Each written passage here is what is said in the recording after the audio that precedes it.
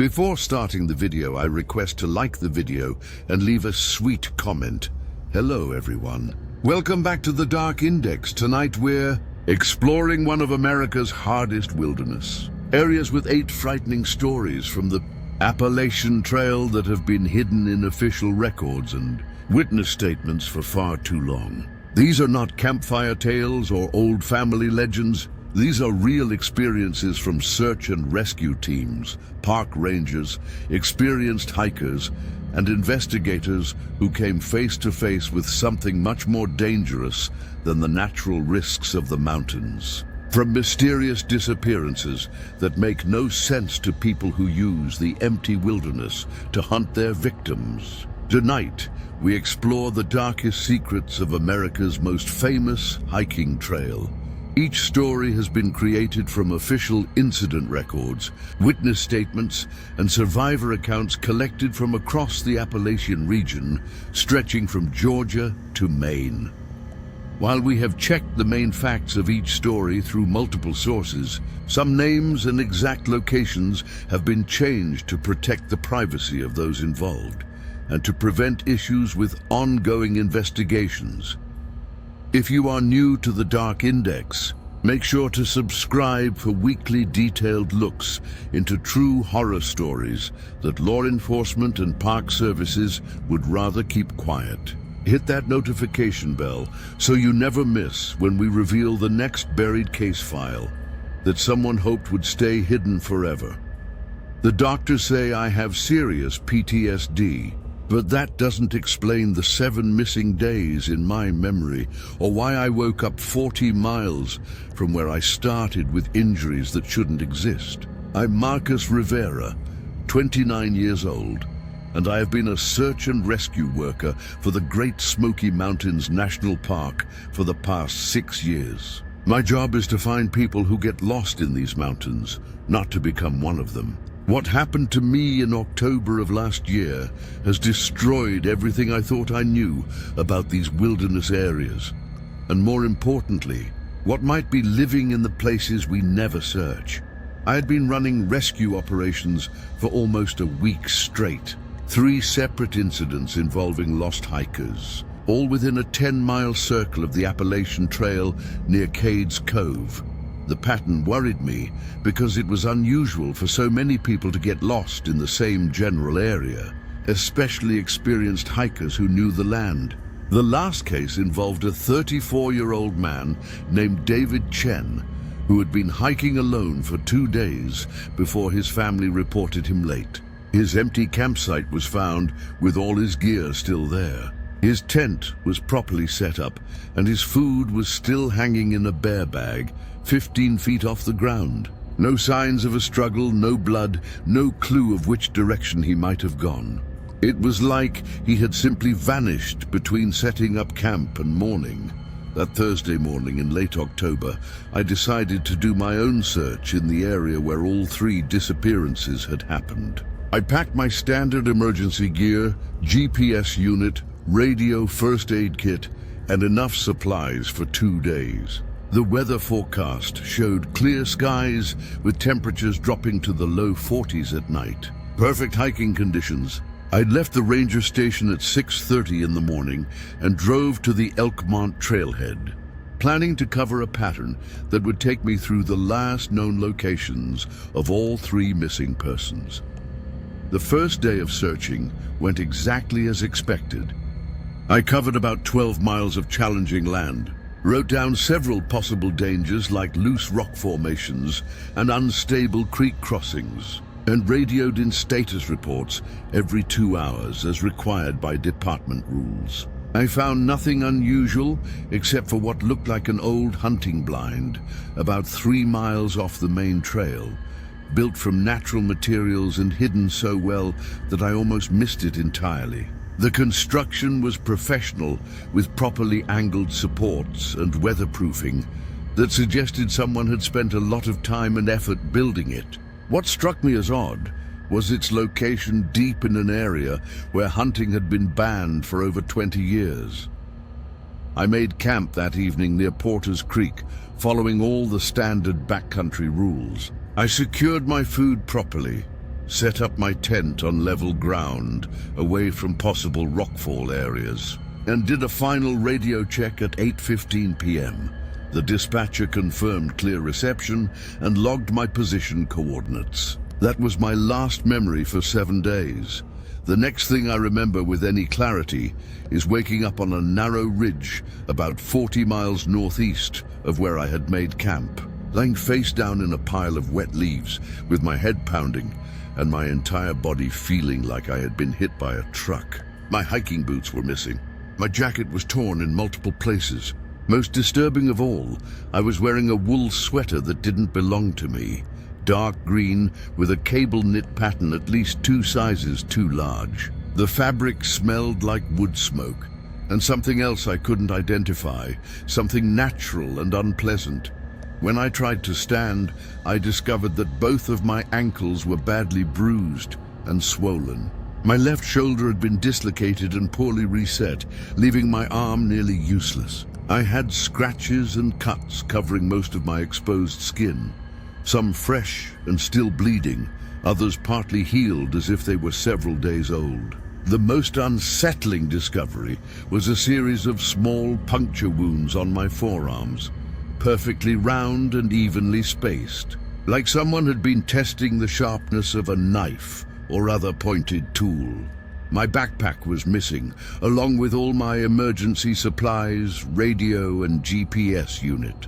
I had no way to figure out exactly where I was or how to get back to the main trail. The land was unfamiliar, despite my deep knowledge of the park boundaries. I was looking at rock formations and tree patterns I had never seen before in 6 years of working these mountains. The plants were different too, with types of ferns and mosses that seemed out of place for the elevation and climate zone.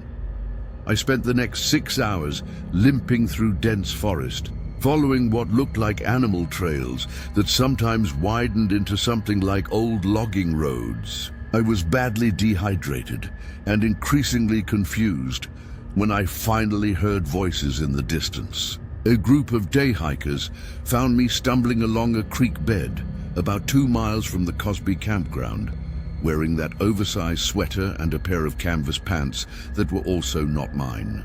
They said I looked like I'd been living in the woods for weeks. The paramedics who treated me at the scene wrote down injuries consistent with long exposure and physical trauma. My core body temperature was dangerously low. I was dehydrated to the point of kidney stress. The puncture wounds on my arms showed signs of infection, and I had lost nearly 15 pounds. Blood tests showed traces of a sedative compound that the doctors couldn't identify, something plant-based that wasn't in any of their standard reference materials. The most disturbing revelation came when I was being processed at the hospital. According to Park Service records, I had been reported missing on Friday morning when I failed to check in as scheduled. A massive search operation involving over 40 personnel, helicopters, and tracking dogs had been done for 6 days. They had found my abandoned vehicle at the Elkmont trailhead and discovered my campsite exactly where I had left it, but with one crucial difference. My tent had been collapsed and packed away as if I had broken camp normally. My food was no longer hanging in the bear bag, but stored properly in my backpack, which was sitting neatly beside the cold fire ring. The search teams had covered every square mile within a 20-mile radius of my last known position. They had followed every trail, checked every shelter, and investigated every possible route I might have taken. Not one person had found any trace of me or any sign of where I might have gone. According to the incident reports, it was as if I had simply stopped existing for 7 days before reappearing 40 miles away in completely different clothing, with injuries that made no medical sense. During my interview with park investigators, I was shown photographs of the items that had been left behind at my campsite. Among my carefully packed gear was a notebook I had never seen before, leather-bound, with pages covered in handwriting that was definitely not mine. The text appeared to be some kind of observation log, with detailed descriptions of hiking patterns, weather conditions, and what the author called harvest schedules. Most entries were dated from the past 3 months, all focusing on the same general area where the 3 hikers had disappeared. The notebook contained crude maps marking locations throughout the park, with symbols showing various types of shelters or hiding places. One page had a detailed sketch of the hunting blind I had discovered on my first day, along with measurements and notes about capacity and seasonal usage. Another page contained a list of names, including David Chen and the other 2 missing hikers, with dates and brief descriptions of their physical characteristics and hiking experience levels. The final entry in the notebook was dated the day before I disappeared. It contained a description of my daily search pattern, my radio check schedule, and a strangely accurate prediction of where I would make camp that night. At the bottom of the page, in different handwriting, someone had written, "This one knows too much. Long-term storage required, useful for future operations." When I asked to examine the notebook more closely, the investigators told me it had been sent to FBI behavioral analysis specialists and was no longer available for review. They classified my case as a medical emergency with probable head injury causing memory loss, despite the fact that I showed no signs of brain injury and my thinking functions were completely normal. The official incident report listed my disappearance as a successful search and rescue operation and made no mention of the notebook, the unexplained injuries, or the fact that I had been found wearing someone else's clothes. I returned to work after a month of medical leave, but I was reassigned to office duties and banned from doing field operations. My supervisor said it was temporary, just until I had fully recovered.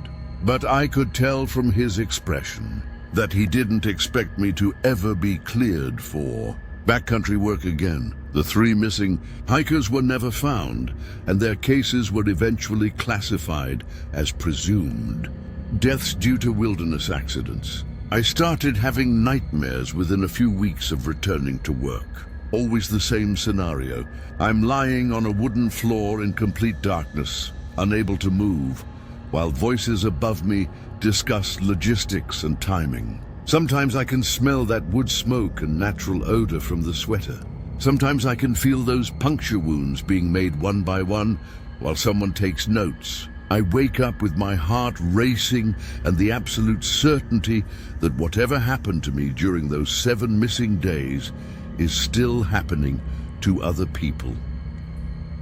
3 months after my incident, another experienced hiker disappeared from the same general area. This time, it was a woman named Jennifer Walsh, a 31-year-old nurse from Knoxville who had been hiking alone for the weekend.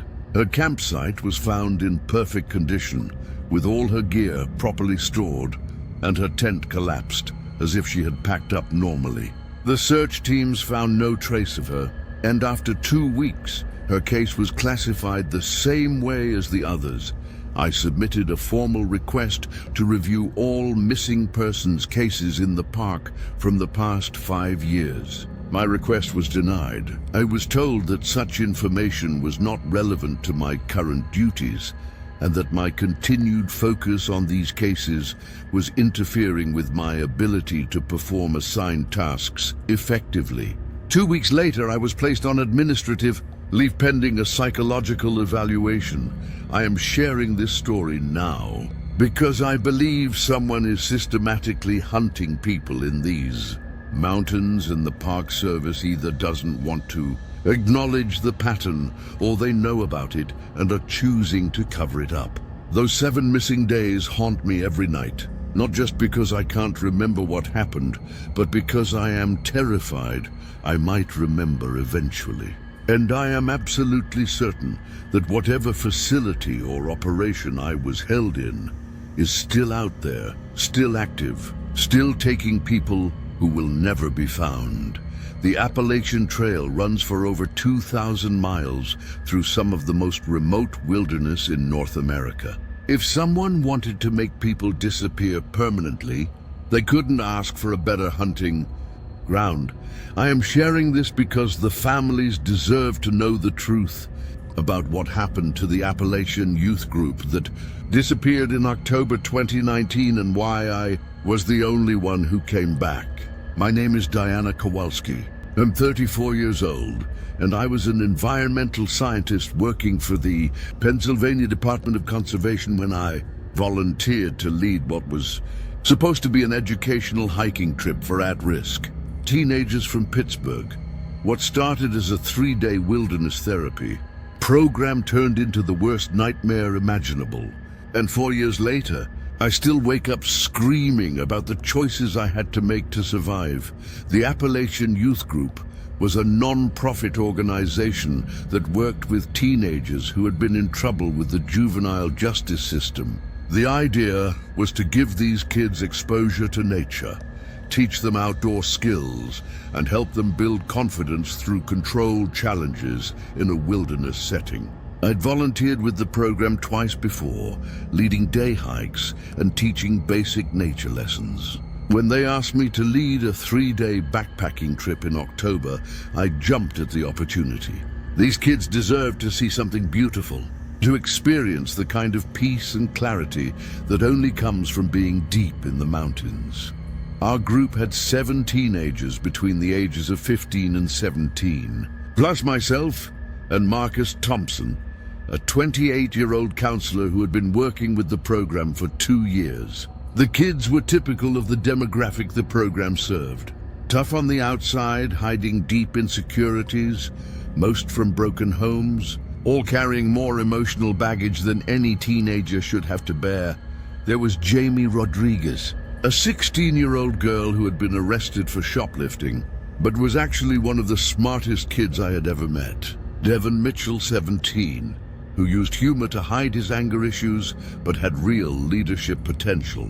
Sarah Kim, 15, quiet and observant, who had been caught vandalizing school property, but was actually expressing her artistic talents in the wrong way. The other 4 were Brandon Walsh, 16, whose parents had kicked him out for his drug use, but who was actually trying to get clean. Ashley Johnson, 17, who had been in 3 different foster homes and had trust issues with authority figures. Michael Torres, 15, who had been suspended for fighting, but was actually protecting younger kids from bullies. And finally, Tyler Brown, 16, who had been stealing cars, but was mechanically gifted and could fix anything with an engine. Despite their various legal troubles, they were good kids who had never been given a real chance to succeed. We started our hike on a Friday morning in mid-October from a trailhead in the Michaud State Forest, planning to follow a well-marked section of the Appalachian Trail south for about 8 miles before setting up base camp in a designated wilderness area. The weather forecast called for partly cloudy skies, with temperatures in the 60s during the day and 40s at night. Perfect conditions for backpacking. The kids were excited, but trying not to show it, making jokes about survival shows and asking if we would have to eat bugs if we got lost. The first day went exactly according to plan. We covered the intended distance. The teenagers worked well together, helping each other with heavy packs and difficult terrain, and we made camp in a beautiful meadow surrounded by oak and maple trees in full autumn colors. Marcus had brought his guitar, and we spent the evening around the campfire sharing stories and teaching the kids basic wilderness skills like reading maps and identifying edible plants. Everyone seemed to be having a genuinely good time, and I remember thinking this was exactly why programs like this were so important. The storm hit on Saturday morning without warning. The weather service had predicted scattered showers, but what rolled in was a full-scale autumn storm with sideways rain, wind gusts over 40 mph, and temperatures that dropped 20 degrees in less than an hour. Our campsite, which had been perfectly sheltered the night before, suddenly became completely exposed to the elements. The kids' lightweight tents started collapsing, and it became clear that we needed to find better shelter immediately. Marcus and I made the decision to leave the established trail and head for a valley we could see about 2 miles to the east, where the terrain looked more protected and we might be able to wait out the worst of the storm. It was a reasonable decision based on the information we had, but it was also the moment everything started to go wrong. The valley wasn't marked on any of our maps, which should have been our first warning sign. The terrain was rougher than it appeared from a distance, and the storm made navigation extremely difficult. By the time we reached the valley floor, we were all soaking wet, exhausted and borderline hypothermic. The teenagers were scared, but trying to stay brave, cracking jokes about being on a survival reality show and asking if there would be immunity challenges.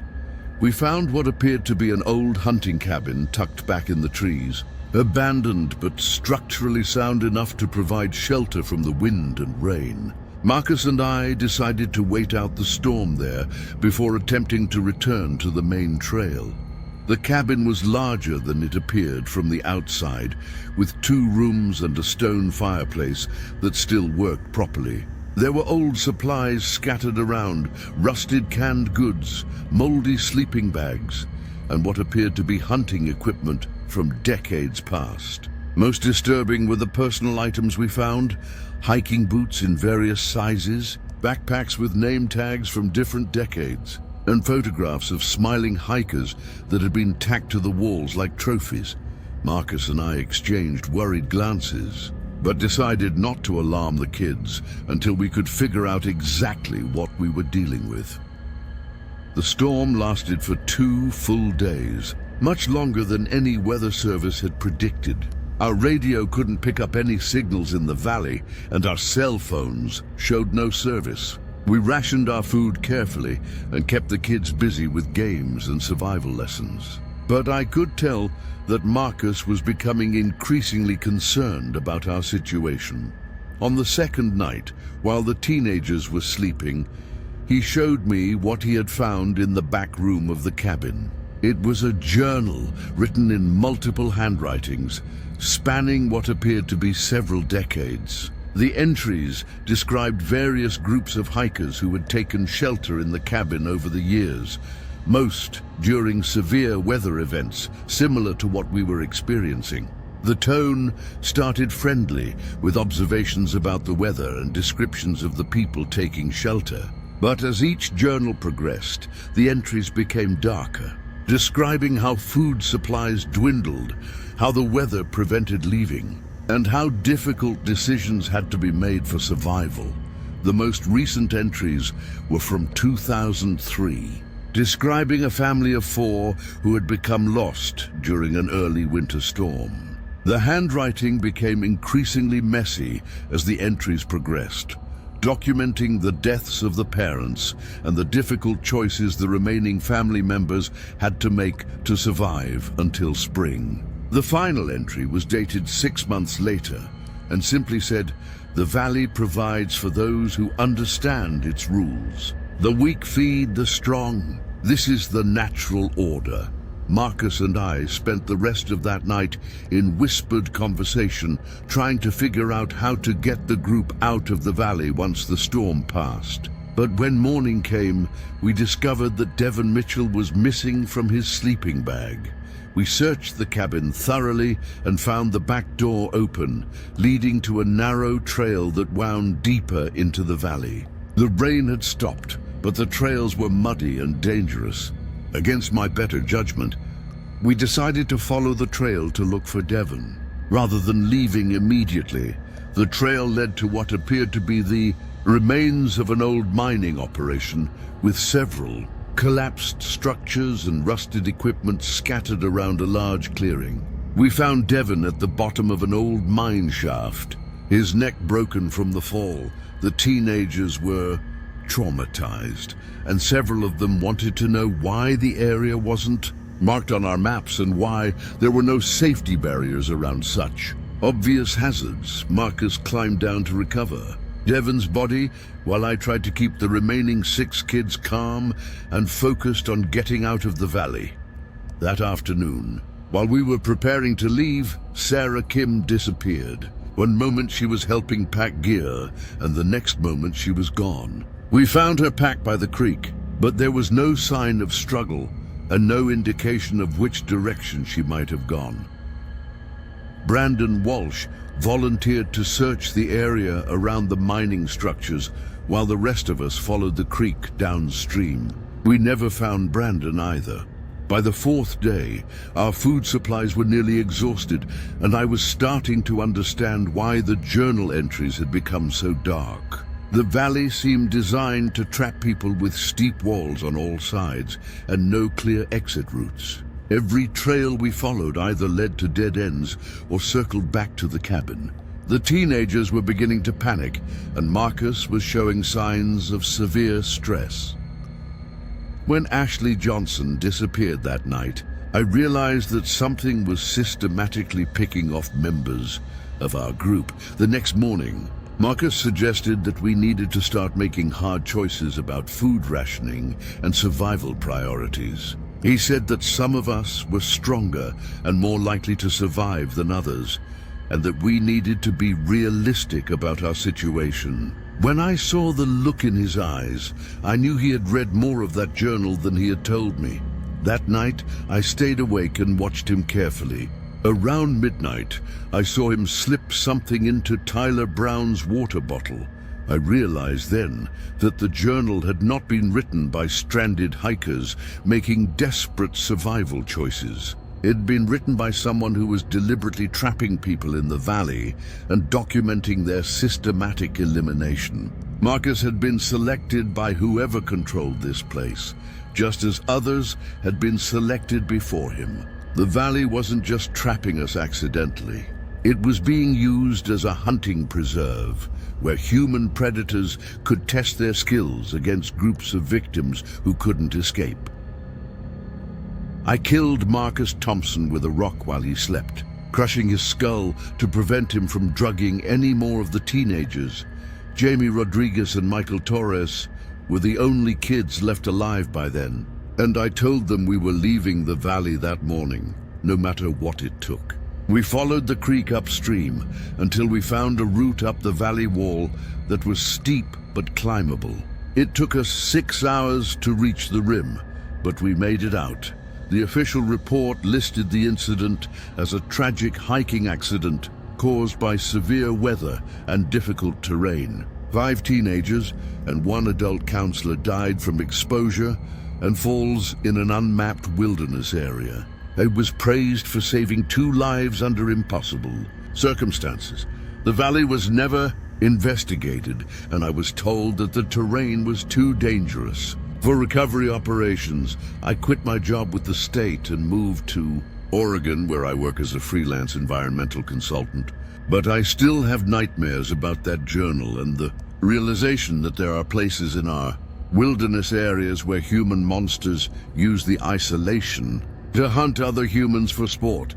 And sometimes I wonder, how many other valleys like that one exist in the remote sections of the Appalachian Trail, waiting for the next group of victims to seek shelter from a storm.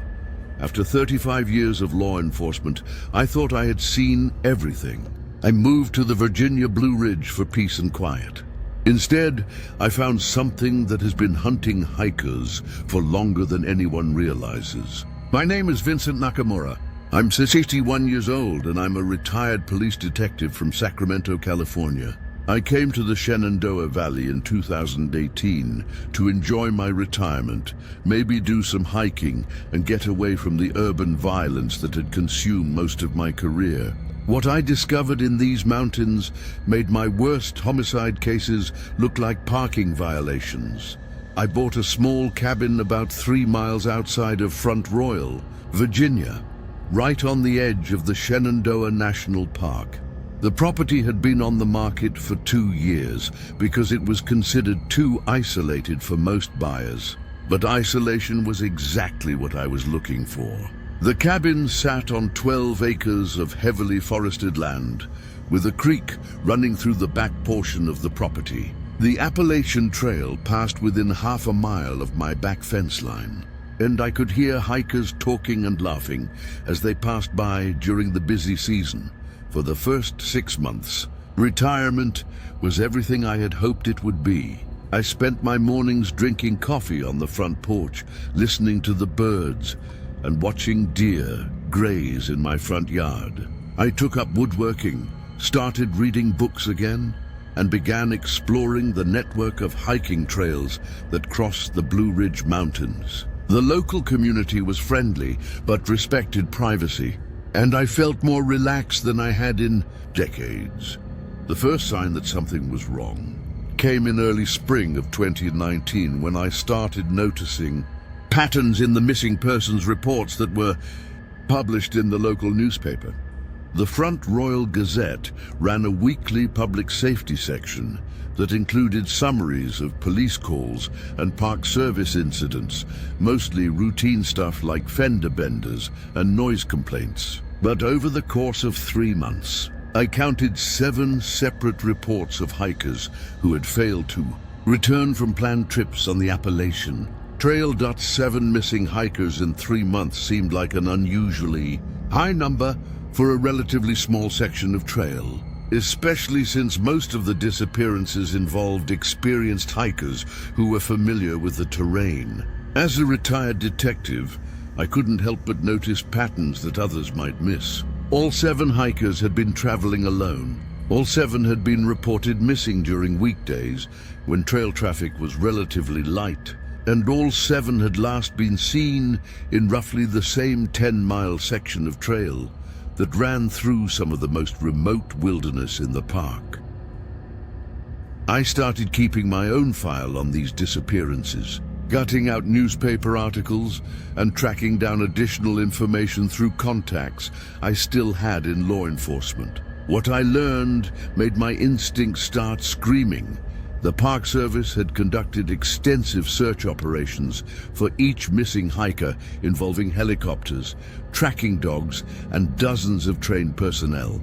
Despite covering thousands of acres and following every possible route, they had found no trace of any of the missing persons. No abandoned equipment, no clothing, no human remains. 7 experienced hikers had simply vanished, without leaving any evidence of what had happened to them. The breakthrough came in May 2019 when I was hiking a section of the Appalachian Trail myself and decided to explore some of the side trails that branched off into the deeper wilderness. About 4 miles from the main trail, I discovered what appeared to be a hunting camp tucked into a narrow valley that was completely hidden from any established hiking route. The camp consisted of several permanent structures built from natural materials, including a large cabin, what looked like storage buildings, and a series of smaller outbuildings that I couldn't immediately identify. The construction was professional quality with proper foundations, weatherproofing, and even what appeared to be a solar power system partially hidden under camouflage netting. This was not some temporary hunting camp or wilderness survival shelter. Someone had invested significant time, money, and effort into creating a permanent facility deep in protected wilderness where no development was supposed to exist. I observed the camp from a hidden position for several hours, using binoculars to document the layout and look for signs of current occupation. The place appeared deserted, but something about it felt wrong in a way that triggered every instinct I had developed during 3 decades of police work. The outbuildings were positioned in a defensive pattern with clear sightlines in all directions and multiple escape routes through the surrounding forest. This was the kind of setup you would expect to find in a military compound or a drug operation, not a hunting camp. When I was confident that nobody was around, I moved closer to investigate. The main cabin was unlocked, and what I found inside made my blood run cold. The interior was set up like a command center with topographical maps covering one entire wall marked with colored pins and notes written in a tight, precise handwriting. The map showed the entire Appalachian Trail corridor through Virginia, with detailed annotations about hiking patterns, seasonal traffic, and what appeared to be optimal locations for intercepting solitary hikers. One wall contained dozens of photographs, all showing hikers on various sections of the trail. The photos had been taken with a telephoto lens from hidden positions, and each one was labeled with a date, time, and detailed physical description of the subject. Some photos showed the same hikers over multiple days, as if someone had been following their progress along the trail and documenting their movements. Many of the faces in the photographs matched missing persons reports I had collected from local newspapers. The most disturbing discovery was a detailed journal that documented what the author called harvesting operations, going back over 15 years.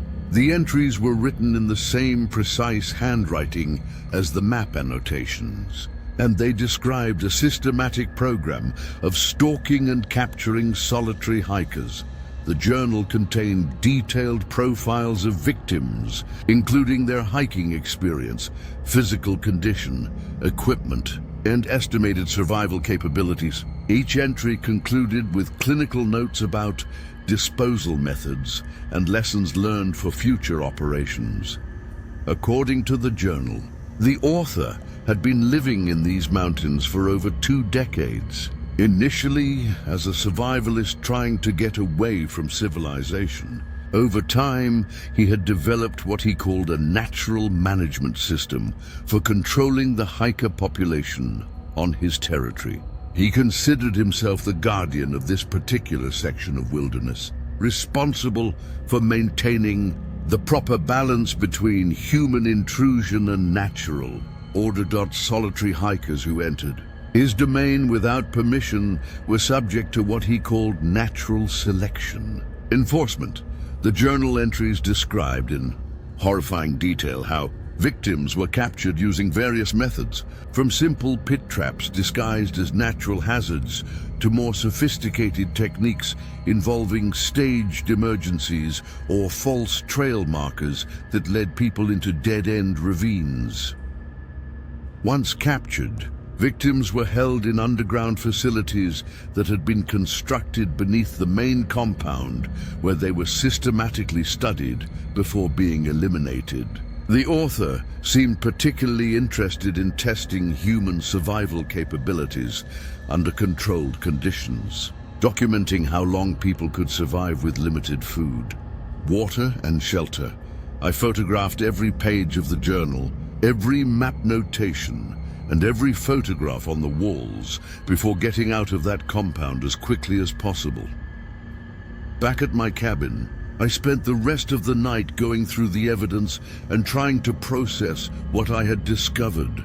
This was not just a serial killer operating in the wilderness. This was someone who had turned a section of the Appalachian Trail into his personal hunting preserve, where he had been systematically murdering hikers for over 15 years without anyone noticing the pattern. The next morning, I drove to the Virginia State Police headquarters in Culpeper and requested a meeting with the detective division. I brought copies of all the evidence I had collected, along with my analysis of the missing persons pattern and the location coordinates for the hidden compound.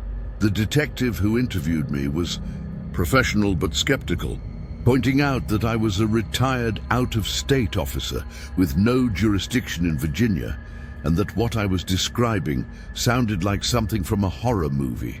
However, when I showed them the photographs and journal entries, their attitude changed completely. Within 2 hours, I was meeting with a joint task force that included state police detectives, FBI agents, and Park Service investigators. They had been aware that the number of missing hikers in the area was statistically unusual, but they had not connected the disappearances to a single perpetrator operating from a permanent base. The raid on the compound was conducted 3 days later by a heavily armed tactical team. They found the facility exactly as I had described it, but it was completely abandoned. All the maps, photographs, and journals had been removed, along with any other evidence of the operation. However, the underground facilities that the journal had described were still there, carved into the bedrock beneath the main cabin with sophisticated ventilation and drainage systems. The underground complex consisted of 6 separate chambers, each approximately 10 feet by 12 feet, with heavy steel doors and electronic locking systems powered by the solar array. The chambers contained evidence of long-term human habitation, including makeshift beds, waste facilities, and what appeared to be observation equipment. Forensic analysis found DNA evidence from at least 12 different individuals, including several people who matched missing persons reports from the past 5 years. The investigation team also discovered a network of hidden trails and observation posts throughout a 20-square-mile area, all connected by buried communication cables and monitored by concealed cameras. The entire system had been designed to track and intercept hikers over a large section of the Appalachian Trail corridor, creating what amounted to a high-tech hunting reserve where victims could be selected and captured, without anyone noticing they were missing until it was too late. Despite the extensive evidence and the recovery of human remains from several locations around the compound, the person responsible for these crimes was never found. The investigation team believed that he had been monitoring law enforcement communications and had abandoned his operation before the raid could be conducted. They also suspected that he had backup facilities in other remote locations, possibly in different states where he could continue his activities. The compound was dismantled and the underground chambers were sealed, but the case remains officially open. The FBI task force continues to monitor missing persons reports along the entire Appalachian Trail corridor, looking for patterns that might indicate the perpetrator has resumed operations elsewhere. They have also implemented new safety protocols for hikers, including mandatory check-in procedures for anyone planning to hike alone in remote wilderness areas. I still live in my cabin near Front Royal, but I no longer hike alone, and I keep detailed records of all suspicious activity in the area. Sometimes at night when the wind is blowing through the trees and I can hear hikers talking on the distant trail, I wonder if he's still out there somewhere, watching and waiting for the right opportunity to resume his harvest operations. The Appalachian Trail stretches for over 2,000 miles through some of the most remote wilderness in America, and there are thousands of places where someone could build another compound without ever being detected. What terrifies me most is the realization that this individual had been operating successfully for over 15 years without anyone noticing the pattern. How many other predators might be using our wilderness areas as hunting grounds, taking advantage of the isolation and the assumption that people who disappear in the mountains have simply fallen victim to natural hazards? The mountains are full of secrets, and some of them are more dangerous than any wild animal. I started my Instagram account to document beautiful places across America. The Appalachian Trail was supposed to be content for my adventure series. I never posted about what I found above the fog line, and I never will. My name is Keisha Washington. I'm 26 years old, and I was a travel blogger from Atlanta, Georgia, with over 100,000 followers who trusted me to show them the most amazing outdoor destinations in the country. What happened to me in the Tennessee section of the Appalachian Trail last September has convinced me that There are places in our wilderness where the normal rules of reality simply don't apply. I had been building my brand as an adventure travel influencer for 3 years, focusing on solo female hiking and camping content that encouraged other women to get outdoors. My followers loved the combination of stunning photography, practical hiking advice, and honest discussions about the challenges of exploring remote places as a woman traveling alone. The Appalachian Trail had been on my content calendar for months, and I had planned a week-long solo hiking trip through the Great Smoky Mountains to create material for a series of posts about conquering fears and pushing personal boundaries. My plan was to start at Newfound Gap and hike north for about 40 miles over 5 days, documenting the changing fall colors and sharing daily updates about the challenges and rewards of long-distance hiking. I had invested heavily in professional camera equipment, including a drone for aerial shots, and I was carrying enough battery packs and memory cards to document every aspect of the experience. This was supposed to be the content series that would push my follower count over 150,000 and attract the kind of sponsorship deals that would let me turn travel blogging into a full-time career. The first 2 days went exactly according to plan. The weather was perfect, with clear skies and temperatures in the 70s during the day and 40s at night. The fall foliage was at peak color, providing the kind of dramatic landscape shots that performed well on social media. I was averaging about 12 miles per day, which gave me plenty of time to set up shots, write captions, and upload content during the evening hours when I had cell service at higher elevations. My followers loved the series. Each post was getting thousands of likes and hundreds of comments from people saying the photos were inspiring them to plan their own hiking adventures. Several outdoor gear companies had reached out about potential partnerships, and I was already planning follow-up trips to other sections of the trail. Everything was going perfectly until the morning of day 3, when I encountered something that completely changed my understanding of what was possible in these mountains. I had camped the previous night at a designated backcountry site near Klingman's Dome, and I started hiking before sunrise to capture some dramatic shots of the dawn light filtering through the forest canopy. The trail was clearly marked and well maintained, following a ridge line that offered spectacular views of the surrounding valleys. About 2 hours into my hike, as the morning mist started to burn off, I noticed that I was approaching what appeared to be a solid wall of fog that stretched across the entire mountainside. The fog line was perfectly horizontal, as if someone had drawn a line across the landscape at exactly 4,500 feet elevation. Below the line, the morning was clear and bright, with unlimited visibility in all directions. Above the line, the fog was so thick that I could barely see 10 feet ahead of me. I had encountered mountain fog before, but nothing like this. The boundary between clear air and complete obscurity was so sharp and defined that it looked artificial. I decided to hike up into the fog to get some atmospheric shots for my content series. Fog can create incredibly dramatic photography conditions, and I thought my followers would love to see the contrast between the clear views below and the mysterious conditions above.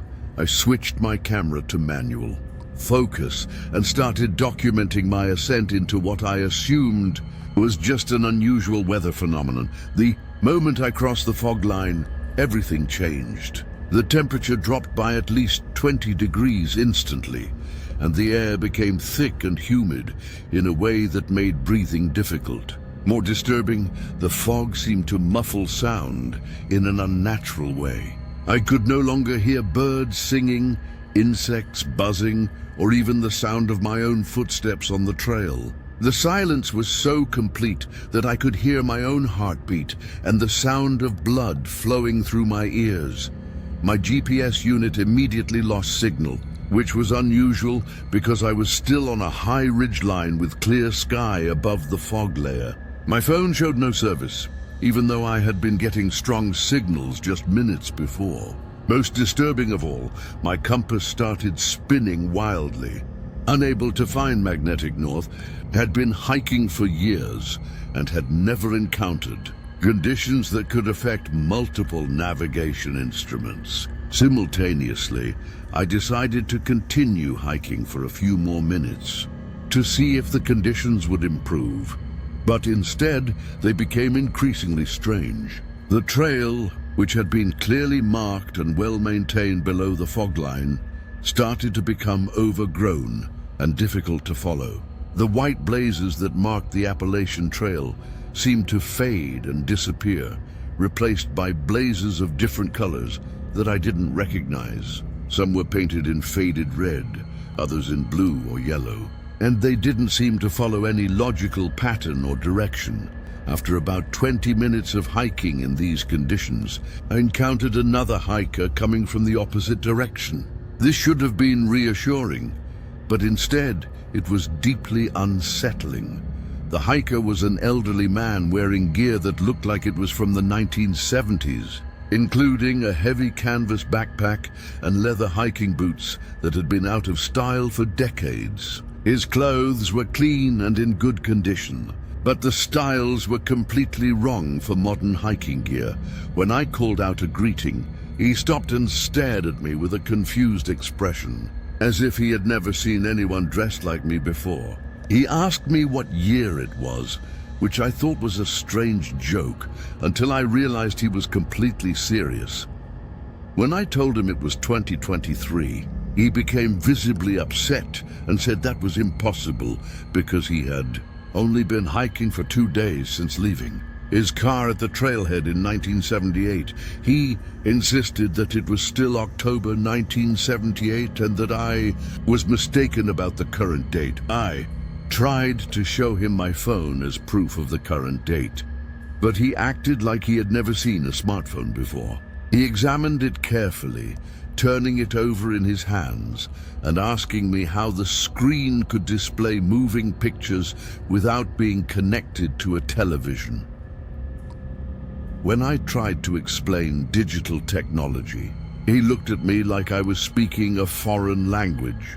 The conversation became increasingly surreal until he finally said he needed to continue hiking to meet his hiking partner, who was waiting for him at a shelter that should have been reached hours ago. After he disappeared back into the fog, I tried to process what had just happened. Either I had encountered someone with severe mental health issues who was living some kind of elaborate fantasy, or something was seriously wrong with the conditions. Above the fog line, I decided to turn around and return to the clear area below. But when I tried to retrace my steps, I couldn't find the trail I had used to ascend into the fog. I spent the next several hours wandering through the fog, trying to find a way back down to the clear area below. Every direction I tried seemed to lead me deeper into the mountains, and the trails I followed kept branching and changing in ways that made no logical sense. I encountered 2 more hikers during this time, both of whom claimed to be from different decades, and both of whom seemed genuinely confused about the current date and modern technology. One was a young woman who insisted it was 1985 and who was wearing bright neon hiking gear that looked like it had just come from the store. She was carrying a Walkman and kept asking me why my music player didn't have a tape deck. The other was a middle-aged man who claimed it was 1992 and who became extremely agitated when I couldn't explain why I didn't recognize the brand names on his equipment, all of which had apparently been discontinued decades ago. The most disturbing part of these encounters was that all 3 hikers seemed to be experiencing time normally from their own perspective. They claimed to have been hiking for only a few hours or days, and they showed no signs of having been lost in the wilderness for decades. Their gear was clean, their food supplies were fresh, and they appeared to be in good physical condition. It was as if time was moving differently for each person above the fog line, with everyone trapped in their own temporal bubble while experiencing the same physical space. By late afternoon, I was becoming seriously concerned about my ability to find my way back to the main trail. My camera equipment was draining batteries at an abnormal rate, and several of my electronic devices had stopped working entirely. The fog showed no signs of lifting, and I was starting to wonder if I would be able to find my way out before dark. That was when I encountered something that convinced me I needed to get out of this area by any means necessary. I was following what appeared to be a trail marker when I came across a small clearing where dozens of backpacks and pieces of hiking equipment were arranged in neat rows, as if someone had been collecting them for years. The equipment spanned multiple decades, from modern ultralight gear to heavy canvas packs that looked like they belonged in a museum. Many of the packs still contained personal items, driver licenses with photos of smiling hikers, journals with entries describing Appalachian Trail adventures, and photographs of families who were probably still wondering what had happened to their missing loved ones. In the center of the clearing was a notebook similar to a trail register where hikers traditionally sign in to record their passage. The entries in this notebook went back to 1962 with thousands of signatures from people who had apparently found this clearing over the past 60 years. The entries were written in dozens of different handwritings, but they all described the same experience: getting lost in fog above a certain elevation, encountering other hikers from different time periods, and being unable to find their way back to the main trail. The most recent entry was dated 3 days ago, written by someone who claimed to have been wandering in the fog for what felt like weeks, but who insisted that his watch showed he had only been hiking for a few hours. He wrote that he had encountered hikers from every decade since the 1960s, all of whom were trapped in the same area and all of whom experienced time differently. The final line of his entry read, "I think this place collects people. I think it has been collecting people for a very long time." I ran from that clearing as fast as I could, crashing through underbrush and ignoring trail markers, driven by pure panic and the desperate need to get back to normal reality. I have no idea how long I ran or which direction I went, but eventually I broke through the fog line and found myself back in the clear area below. When I checked my phone, I discovered that I had been above the fog line for less than 3 hours, even though it had felt like an entire day. I hiked directly back to the nearest trailhead and drove straight home to Atlanta, abandoning my planned content series and never posting any of the footage I had captured above the fog line. When I reviewed the photos and videos later, most of the files were corrupted beyond recovery, showing only static or distorted images that made no sense. The few clear images I had managed to capture showed landscapes and trail markers that don't appear on any official Appalachian Trail maps. I never returned to that section of the trail, and I have never told anyone the full story of what happened above the fog line. But sometimes I search online for missing persons reports from the Appalachian Trail, and I recognize faces from driver licenses I saw in that clearing. People who disappeared decades ago and who their families probably assume died from exposure or falls, but who might still be wandering above the fog line, trapped in their own personal time loops, and wondering why they can't find their way home. There are places in our wilderness areas where the normal rules of physics and time don't seem to apply, and the Appalachian Trail passes through some of those places. If you ever encounter a perfectly horizontal fog line that seems to cut across an entire mountainside, don't cross it. Some boundaries are not meant to be explored, and some mysteries are too dangerous to solve.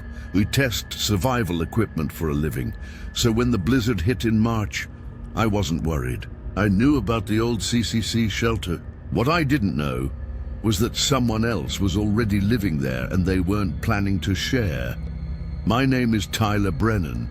I'm 31 years old, and I work as an outdoor gear tester for Wilderness Tech Solutions, based out of Denver, Colorado. My job requires me to push equipment to its limits in some of the harshest conditions nature can offer. From desert heat to Arctic cold, I have spent nights in temperatures that would kill most people, testing gear that saves lives in emergency situations. Last March, I was conducting a week-long evaluation of new winter survival equipment in the Appalachian Mountains of Pennsylvania. The assignment was to test a new line of emergency shelters and cold weather gear by spending several nights in abandoned civilian Conservation Corps shelters that dot the remote sections of the Appalachian Trail. These stone structures were built during the Great Depression by crews who carved them into hillsides and constructed them to last for generations. Most hikers avoid them now because they are associated with ghost stories and urban legends, but they provide perfect conditions for testing how modern gear performs in primitive shelters. The weather forecast called for a moderate winter storm, exactly the kind of conditions I needed to properly evaluate the equipment. I planned to spend 3 nights in different CCC shelters documenting how the gear performed in temperatures ranging from 20 to -10 degrees Fahrenheit. The shelter I targeted for the second night was located about 8 miles off the main trail, accessible only by an unmarked path that required GPS navigation to find. The blizzard hit 6 hours ahead of schedule and with an intensity that made the forecast look like a joke. What was supposed to be 4 to 6 inches of snow turned into 18 inches with wind gusts over 50 milli. By mid-afternoon, I was hiking through conditions that would have been dangerous even with a full rescue team on standby. Visibility dropped to less than 10 feet, and the temperature plummeted from 20 degrees to -5 in less than 2 hours. I reached the CCC shelter just as the storm reached its peak intensity, and I was relieved to find the heavy wooden door partially open. I pushed inside and immediately felt the temperature difference. The shelter was constructed from fitted field stone with a peaked roof that had been designed to shed snow and channel wind around the structure rather than through it. The interior was a single room about 12 feet by 16 feet with stone benches built into the walls and a small fireplace in the corner that still had a functional chimney. What struck me immediately was that someone had been using the shelter recently.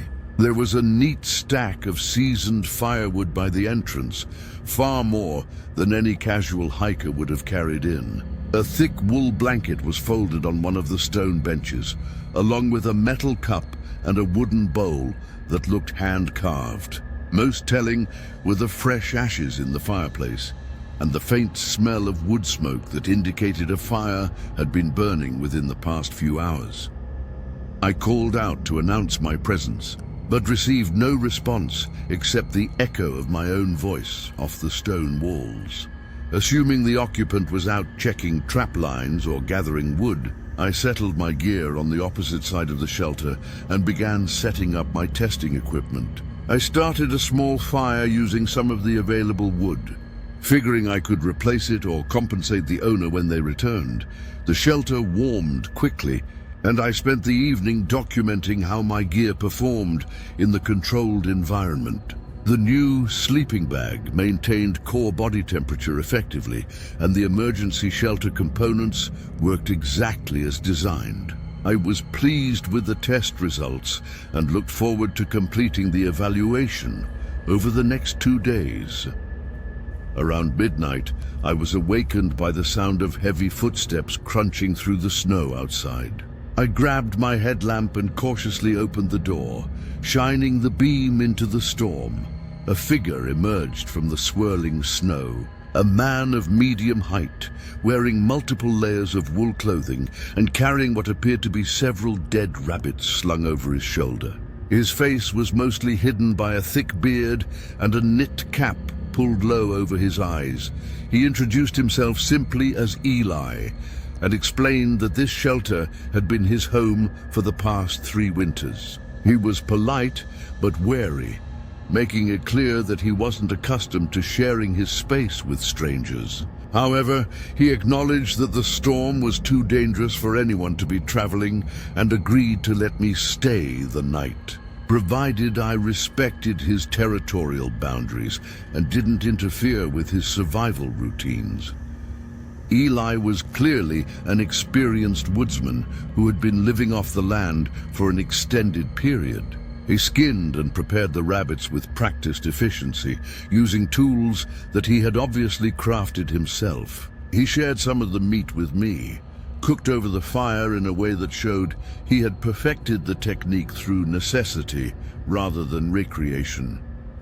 His knowledge of the mountains was extensive, and he seemed to know every trail, creek, and landmark within a 20-mile radius.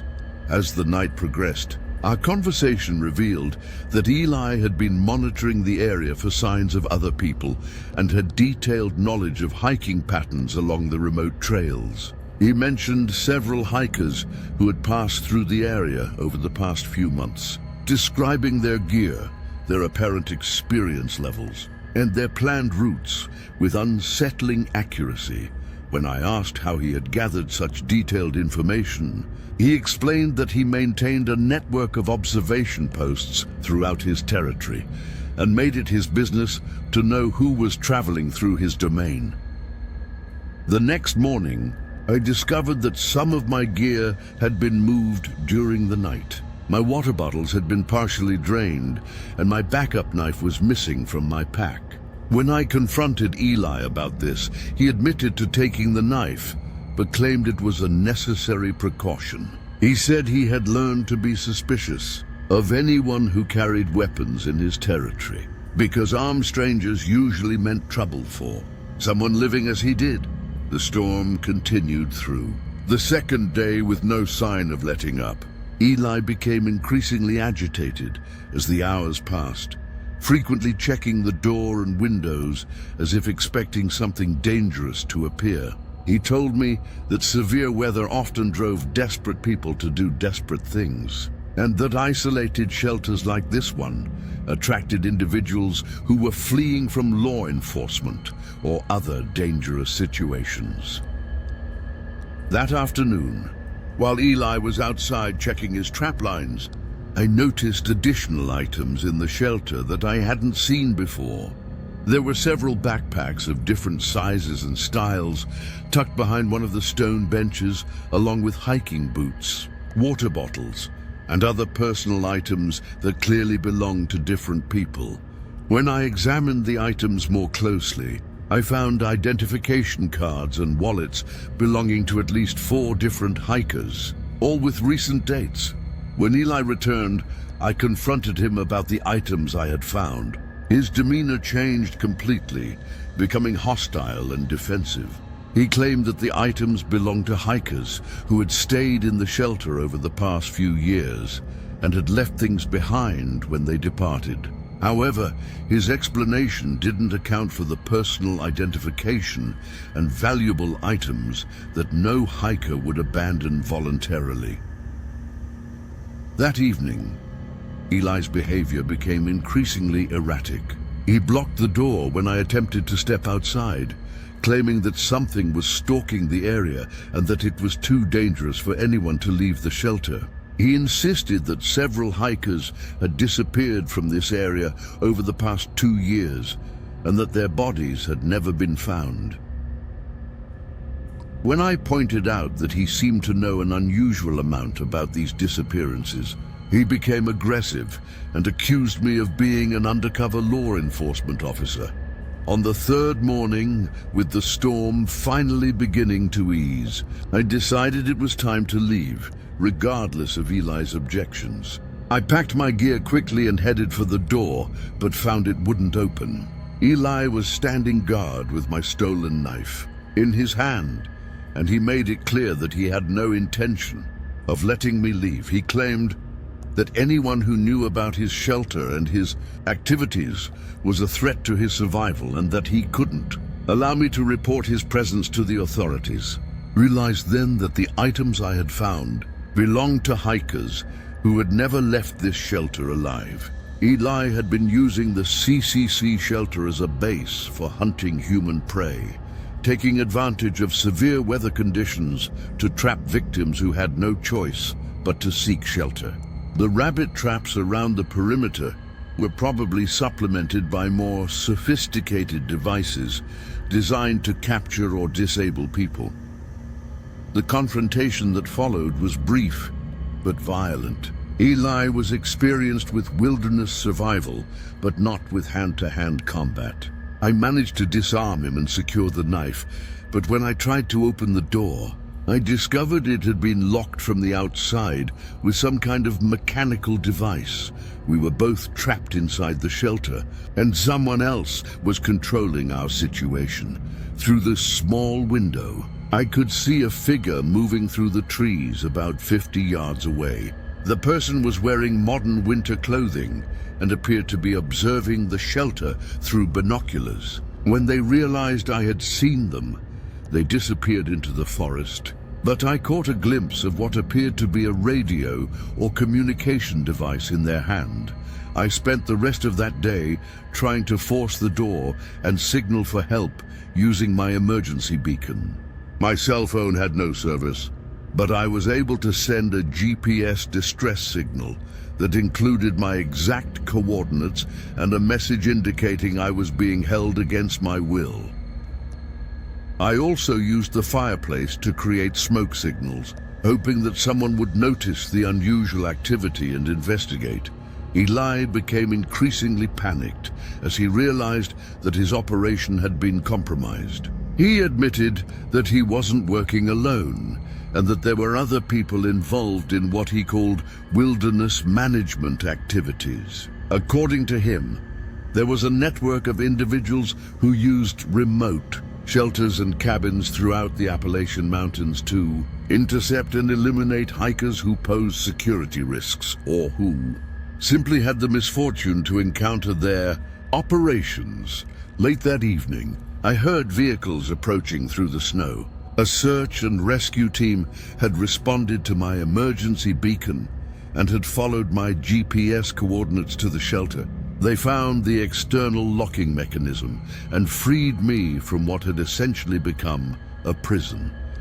Eli had disappeared through what turned out to be a concealed exit in the back wall of the shelter, probably escaping through a tunnel system that connected to other locations in the area.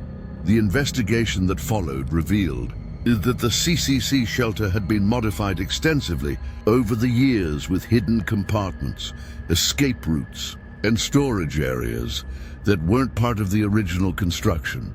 The authorities found evidence that multiple people had been held in the shelter against their will, including personal items belonging to at least 8 different hikers who had been reported missing over the past 3 years. The case remains under investigation by a joint task force that includes state police, the FBI, and Park Service law enforcement. They believe that there is an organized network operating throughout the remote areas of the Appalachian Trail, using isolated shelters and cabins to prey on solo hikers and small groups who wouldn't be missed for days or weeks. The network appears to have been active for several years and may be responsible for dozens of disappearances that were previously attributed to natural causes or accidents. I returned to my job testing survival equipment, but I no longer work alone in remote areas, and I avoid any location that doesn't have reliable communication with the outside world.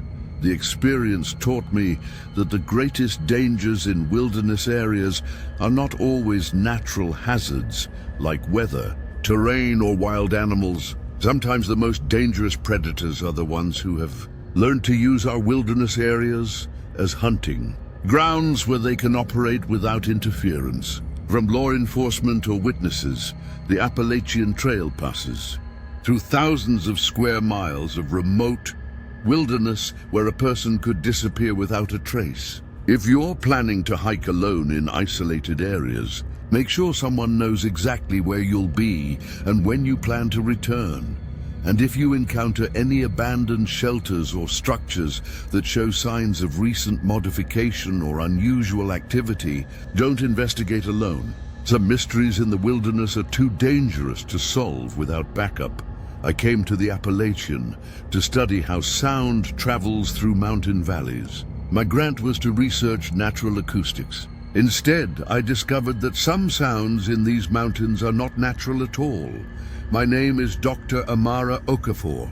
I'm 38 years old, and I am an acoustic researcher specializing in environmental soundscapes at the University of Texas at Austin. I received a National Science Foundation grant to conduct a comprehensive study of acoustic phenomena in mountainous terrain, specifically focusing on how complex topography affects sound transmission and creates unique audio environments.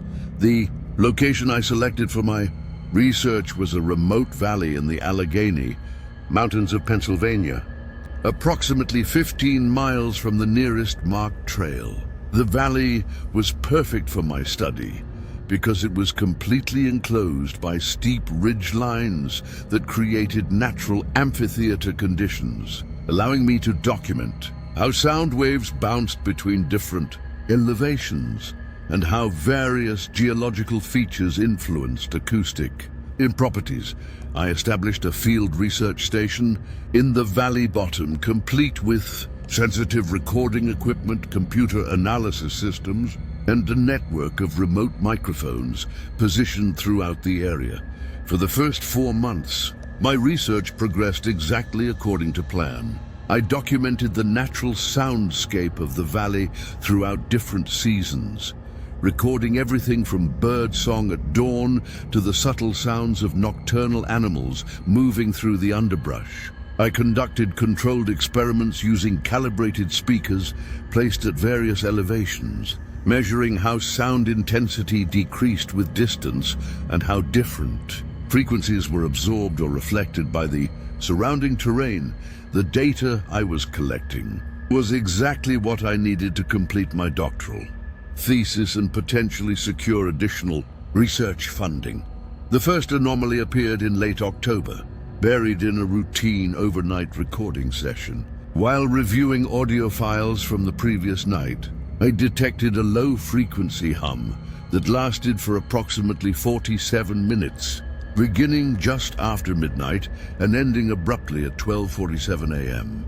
The frequency was consistent at 28 Hz, well below the range of most natural environmental sounds, and it seemed to emanate from multiple locations simultaneously rather than having a single point source. Initially, I assumed the sound was some form of mechanical noise, possibly from mining equipment or industrial activity in a neighboring valley.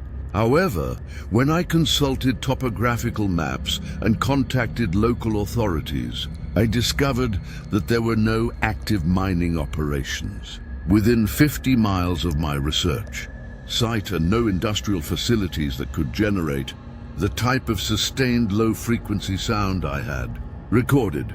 Over the next several weeks, the anomalous recordings became more frequent and more complex. In addition to the low-frequency hum, I began picking up what sounded like rhythmic tapping patterns, electronic interference that resembled digital communication signals, and most disturbing of all, what appeared to be human voices speaking in fragments of different languages. The voices were always distant and distorted, as if they were being transmitted through multiple layers of electronic processing. But they were clearly articulating words and phrases in English, Spanish, German, and what might have been Russian or Eastern European languages. The pattern that emerged was deeply unsettling. The anomalous sounds only occurred between midnight and 3 a.m., always when atmospheric conditions were most stable and natural ambient noise was at its lowest. The voices seemed to be engaged in some form of communication with different speakers, responding to each other across time delays that suggested they were transmitting from various locations throughout the valley and possibly beyond.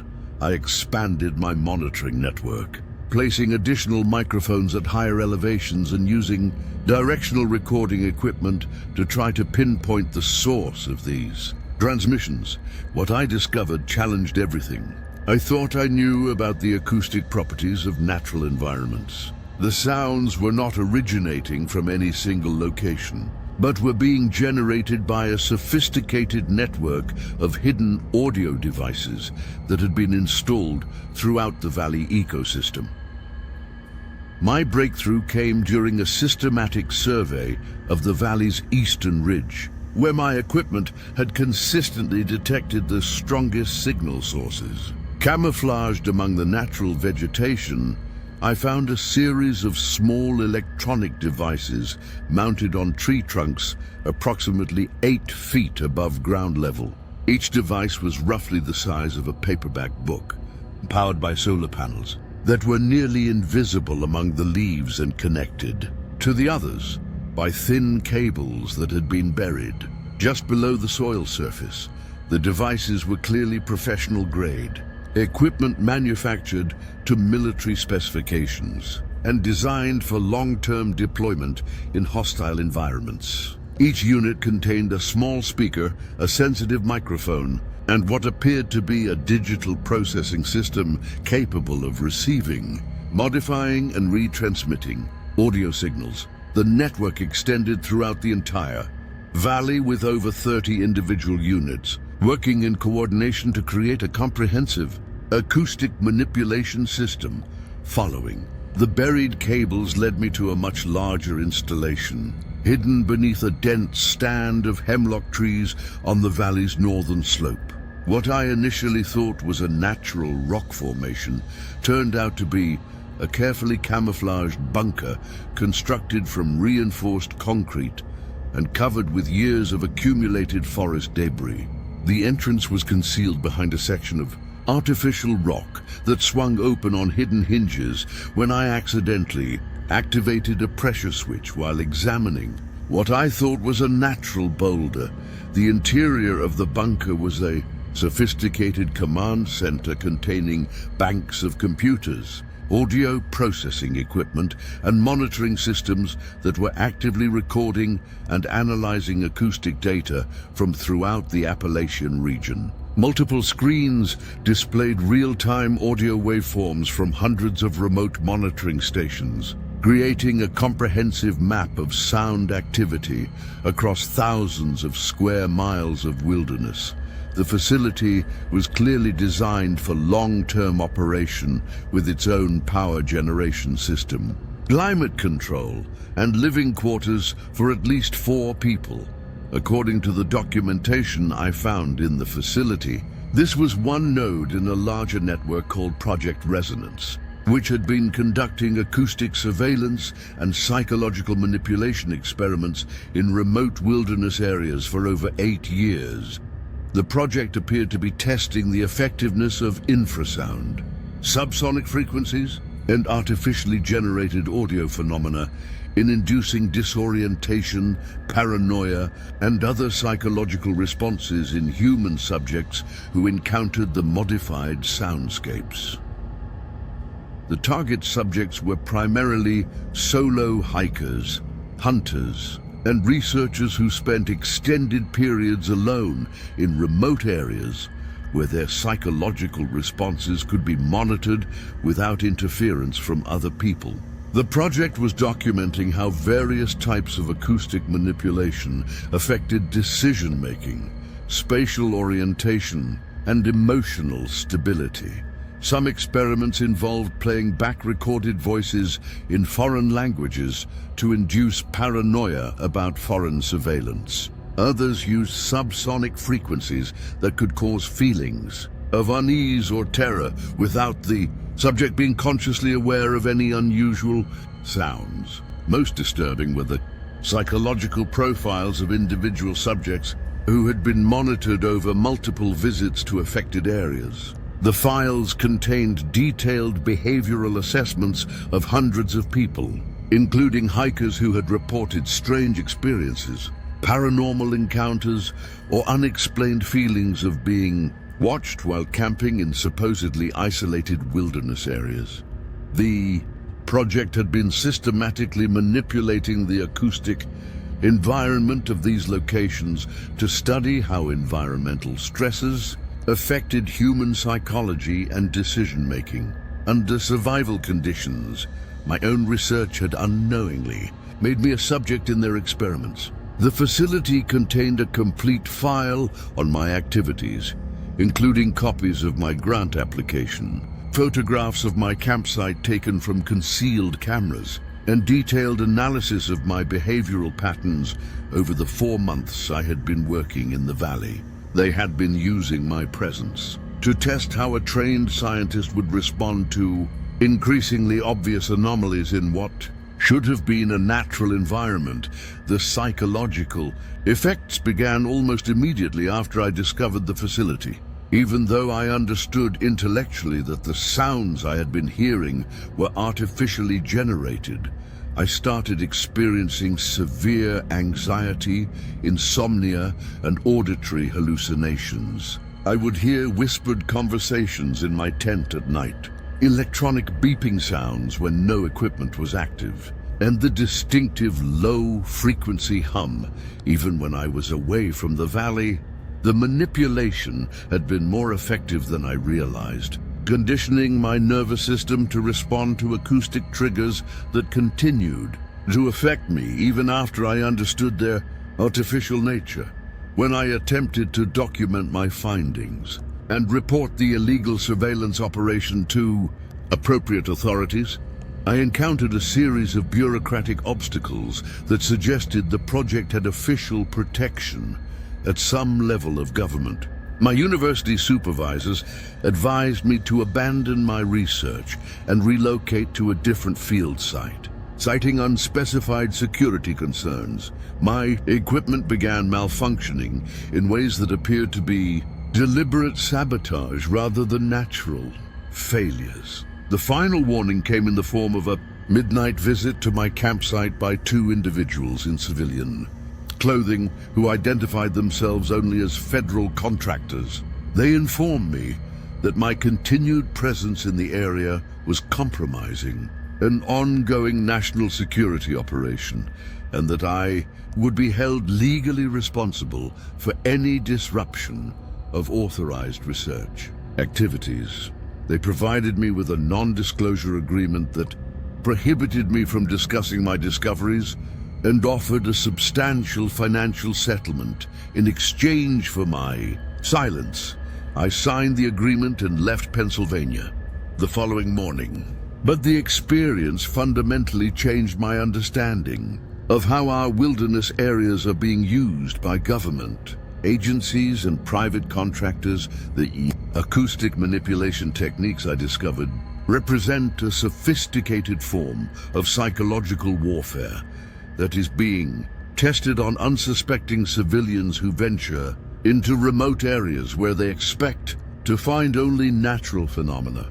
Since leaving the valley, I have relocated to the Pacific Northwest, where I work as a freelance acoustic consultant for environmental organizations. However, I continue to monitor reports of strange acoustic phenomena in wilderness areas, and I have identified similar patterns of unexplained sounds in remote locations throughout the western United States. The network of acoustic manipulation facilities appears to be much larger than the single installation I discovered in Pennsylvania. The most disturbing aspect of this experience is the realization that our most remote and supposedly pristine wilderness areas may be thoroughly monitored and manipulated by technologies we never see or suspect. When hikers report hearing strange sounds, feeling inexplicably anxious in certain locations, or experiencing the sensation of being watched in supposedly isolated areas. They may not be imagining things or encountering supernatural phenomena. They may be unwitting subjects in psychological experiments designed to test the limits of human perception and mental stability.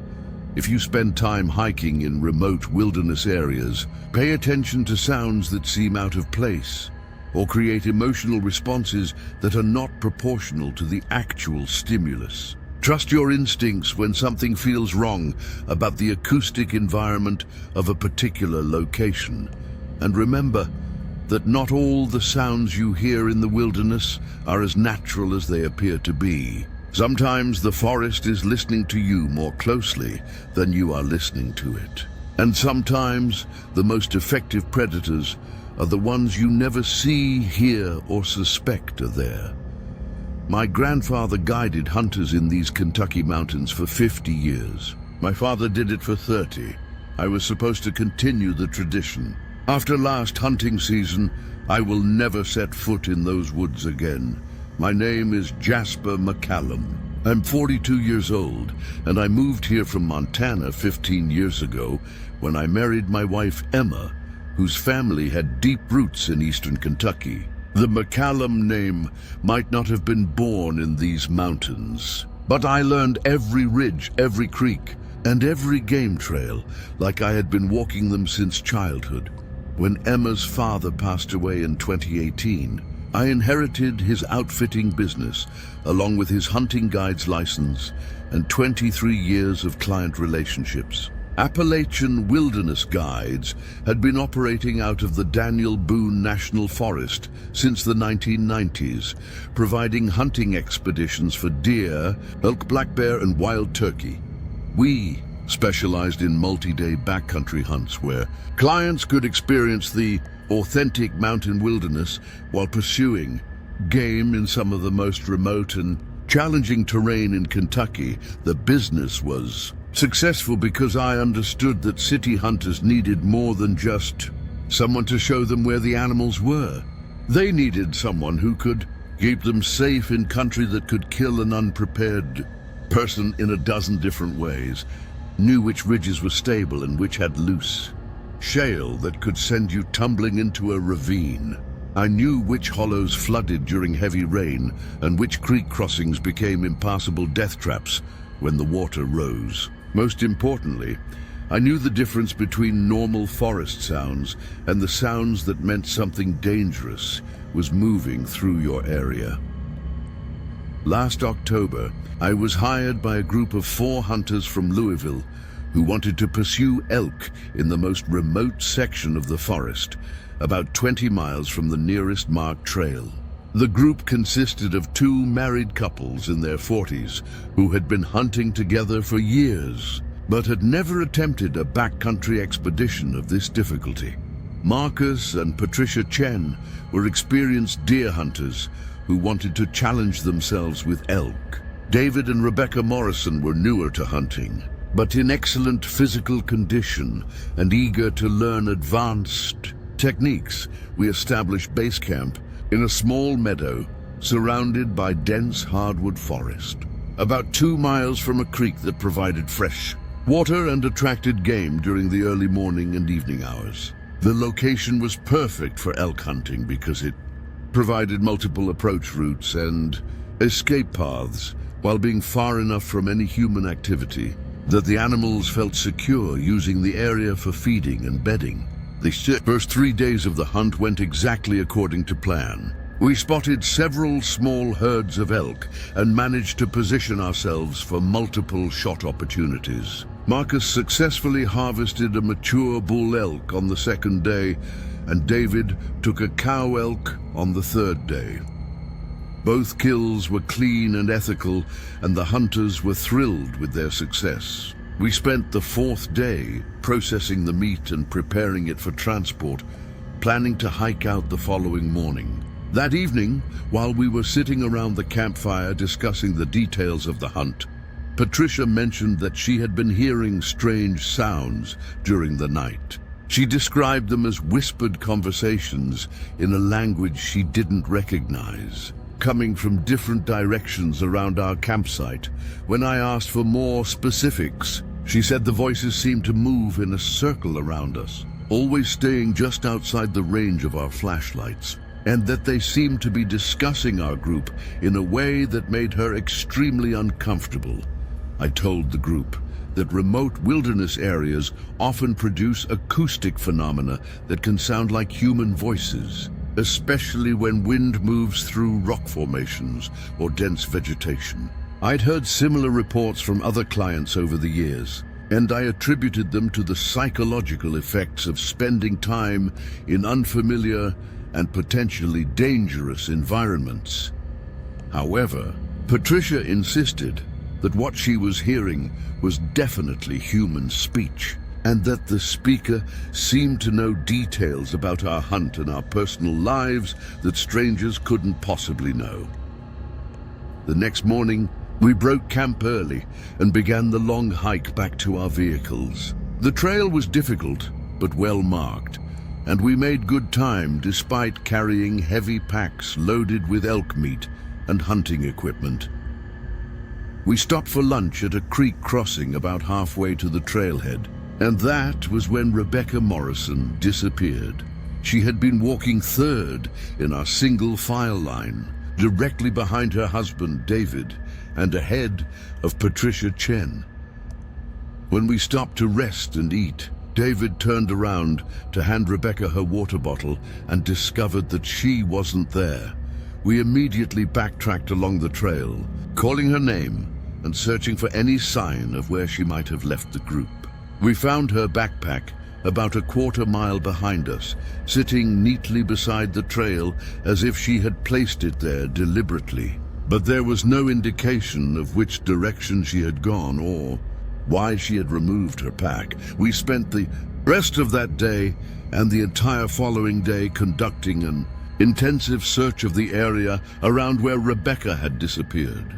I used every tracking technique I knew, following game trails, checking creek beds, and examining every possible route she might have taken. The other hunters spread out in a grid pattern, calling her name and listening for any response. We found no footprints, no torn clothing, no signs of struggle, and no indication that she had been attacked by a wild animal. On the second night of searching, Marcus Chen also disappeared. He'd volunteered to take the first watch while the rest of us got some sleep. And when David woke up at 2 a.m. to relieve him, Marcus was gone. His rifle was still leaning against the tree where he had been sitting, and his coffee cup was still warm, indicating that he had vanished within minutes of David falling asleep. We were now down to 3 people in an area where 2 experienced adults had disappeared without leaving any trace. I made the decision to hike out immediately and contact the authorities rather than continuing to search. With our depleted group, we packed only essential survival gear and began hiking toward the trailhead before dawn, moving as fast as the terrain would allow. During that forced march, I began to notice signs that we were being followed by someone or something that was staying parallel to our route, but remaining hidden in the dense forest. The sounds were subtle but consistent, the occasional snap of a twig under a heavy footstep, the rustle of vegetation that was moving against the wind direction, and most disturbing of all, what sounded like human voices conducting quiet conversations in the forest around us. The voices were too distant and muffled to understand individual words, but the rhythm and tone were definitely human speech rather than animal sounds. We reached the trailhead late that afternoon and immediately contacted the Kentucky State Police, who launched a comprehensive search and rescue operation involving helicopters, tracking dogs, and over 40 trained personnel. The search continued for 6 days and covered nearly 50 square miles of mountainous terrain, but no trace of Marcus Chen or Rebecca Morrison was ever found. The official report concluded that both individuals had probably fallen victim to accidents. or animal attacks, and that their bodies had been scattered by scavengers or washed away by recent heavy rains. However, 3 weeks after the official search was called off, I returned to the area alone to conduct my own investigation. I was convinced that something more than accidents or animal attacks was responsible for the disappearances, and I wanted to examine the area more thoroughly than had been possible during the emergency search operation. What I found during that solo investigation changed my understanding of what was happening in these mountains, hidden in a steep ravine about 3 miles from where Marcus and Rebecca had disappeared. I discovered a large cave system that showed clear evidence of human habitation. The caves had been modified with hand-built stone walls, wooden platforms, and crude furniture constructed from logs and salvaged materials. More disturbing were the collections of personal items that filled several of the cave chambers. There were dozens of backpacks, sleeping bags, hunting rifles, and camping equipment that clearly belonged to different people and spanned multiple decades. Many of the items were arranged in neat displays, as if someone was maintaining a museum of their victims' possessions. I found driver licenses, credit cards, and hunting licenses with photographs of people I didn't recognize, dating back to the 1980s. The most horrifying discovery was in the deepest chamber of the cave system, where I found what can only be described as a workshop for identity theft on a massive scale. There were detailed files on hundreds of individuals, including photocopies of identification documents, handwriting samples, and personal information that could be used to assume someone's identity. The files were organized by physical characteristics such as height, weight, hair color, and facial features, as if someone was cataloging people based on their suitability for impersonation.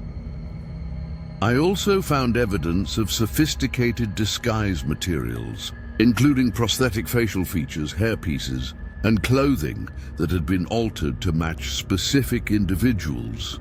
It became clear that someone was using the remote cave system as a base for capturing hikers and hunters, studying their identities, and then assuming their lives by using their personal information and physical appearance.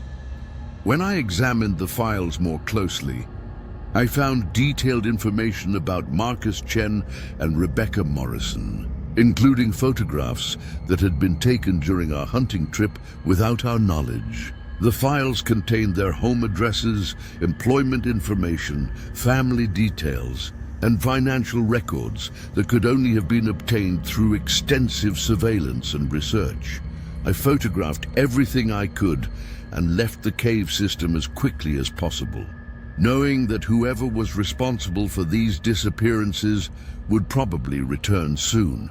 When I reported my findings to the state police, they initially treated me as a person of interest in the disappearances, suspecting that I might be involved in some kind of elaborate insurance fraud scheme. It took weeks of investigation and corroboration before they accepted that I had uncovered evidence of a much larger criminal operation. The subsequent investigation revealed that the cave system had been used as a base for identity theft and murder for over 20 years. The individual responsible was a former military intelligence specialist named William Garrett, who had been presumed dead since 2001, but had actually been living in the mountains and perfecting techniques for stealing identities from people who wouldn't be missed for several days or weeks. Garrett had been systematically targeting solo hikers, small hunting groups, and researchers who worked in remote areas, capturing them and using sophisticated interrogation techniques to extract personal information before eliminating them. He would then use their identities to access bank accounts, sell property, and create false documentation that allowed him to assume multiple identities as needed. The arrest and trial of William Garrett made national news as one of the most extensive identity theft and serial murder cases in Kentucky history. Evidence found in the cave system linked him to over 30 disappearances spanning 2 decades, including several cases that had been classified as accidental deaths or animal attacks. Marcus Chen and Rebecca Morrison were never found, and I believe their identities are still being used by accomplices who were never identified or captured. The mountains that had been my livelihood and my passion became a reminder of how evil can hide in the most beautiful and seemingly peaceful places.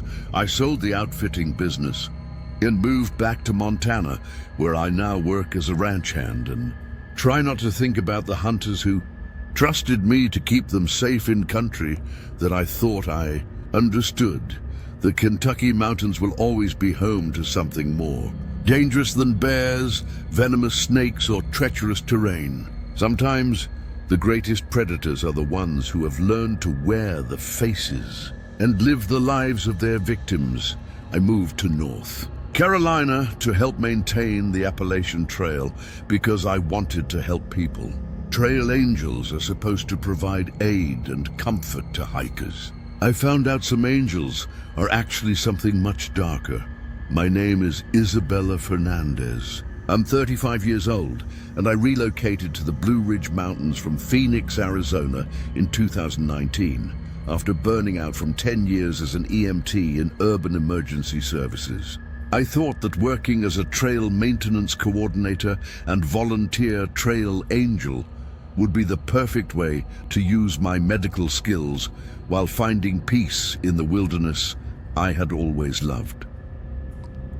Trail angels are volunteers who provide assistance to long-distance hikers, offering everything from rides to grocery stores and hot meals to emergency medical care and safe places to rest. The community of trail angels along the Appalachian Trail is legendary for their generosity and dedication to helping strangers complete one of the most challenging hiking adventures in North America. When I moved to North Carolina, I was eager to become part of this tradition of selfless service. I rented a small cabin about 5 miles from the trail in the Nantahala National Forest and began volunteering with the Carolina Mountain Club, which coordinates trail maintenance and hiker services throughout the region. My EMT background made me particularly valuable for providing medical assistance to hikers who were dealing with everything from blisters and dehydration to more serious injuries like broken bones or severe allergic reactions. For the first year, the work was exactly what I had hoped it would be. I spent my days clearing fallen trees from trail sections, repairing damaged bridges and shelters, and maintaining the network of emergency supply caches that provided life-saving resources for hikers in distress. Several times each month, I would receive calls from other trail angels or park rangers requesting medical assistance for hikers who needed more care than basic first aid could provide. The hiking community was everything I had expected it to be: supportive, grateful, and filled with people who had chosen to challenge themselves in the wilderness rather than pursuing material success in urban environments. I felt like I was finally using my skills to make a meaningful difference in people's lives, and I was happier than I had been in years. The first sign that something was wrong came in early spring of 2020, when I started receiving requests for assistance that seemed slightly off compared to my previous experiences. Instead of calls from park rangers or established trail angels, I was being contacted by people who claimed to represent informal hiker assistance networks that I had never heard of before. The requests always involved solo hikers who were supposedly in distress at remote locations well off the main trail. The people making the requests would provide detailed information about the hiker's condition and exact GPS coordinates. but they would insist that I come alone because the hiker was in a psychologically fragile state and would be overwhelmed by too many rescuers. They also emphasized that these were unofficial rescues that should not be reported to park authorities because the hikers were trying to avoid legal complications related to unpermitted camping or other minor violations. Initially, I assumed these requests were coming from an underground network of hikers who were trying to help each other while avoiding bureaucratic complications with park regulations. I responded to 3 of these calls during March and April, hiking to remote locations with my medical equipment to assist hikers who were supposedly suffering from severe dehydration, altitude sickness, or injuries from falls.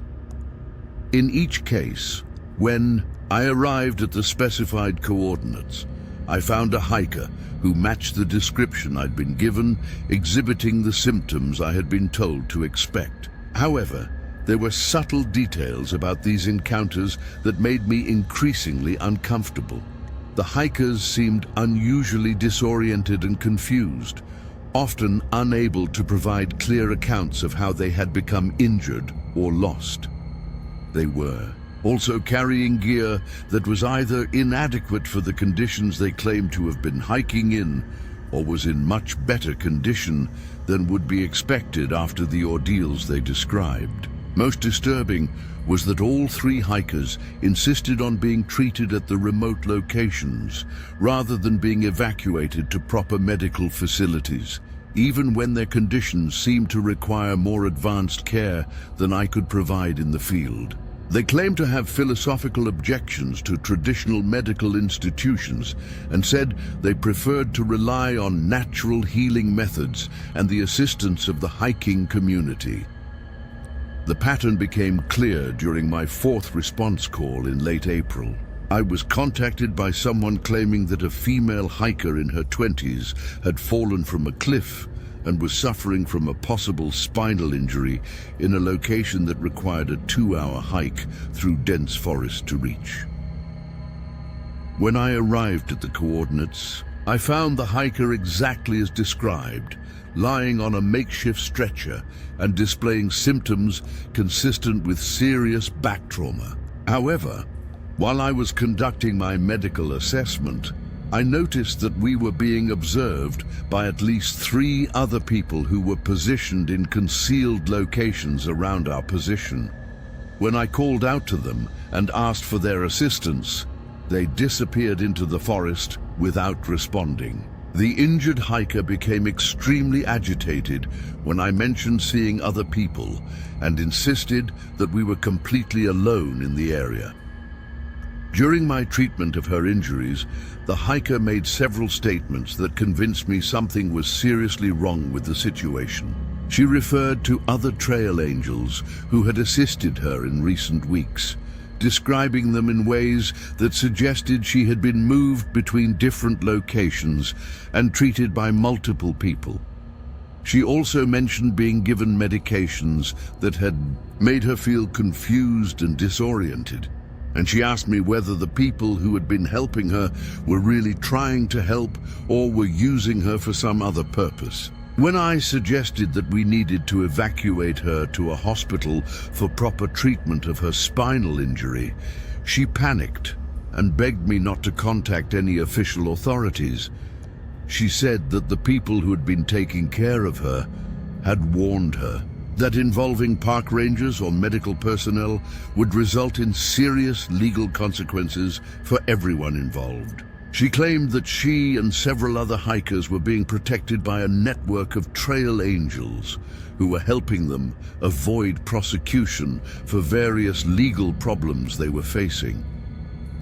I realized then that I was not responding to legitimate medical emergencies, but was being used as part of a system that was holding people against their will under the guise of providing assistance. The injured hiker was not a victim of an accident, but was being kept in a weakened and dependent state by people who were using her need for medical care to control her movements and decisions.